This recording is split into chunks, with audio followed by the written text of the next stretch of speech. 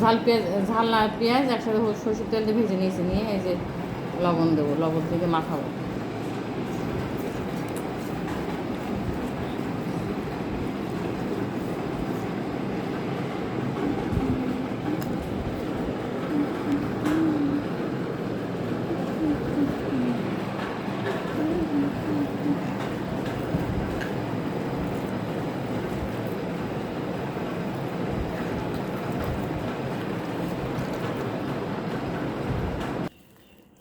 ঝাল পেঁয়াজ ভাজেছিলাম, সে তেল ছিল কড়াইয়ের মধ্যে, তেল দেবো,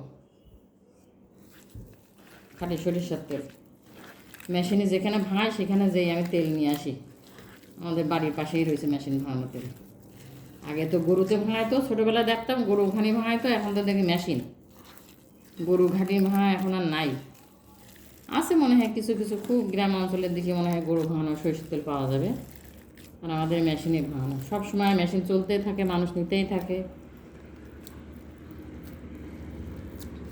হয়ে গেল আজকের মতন আমাদের আলু ভর্তা আর ডাল।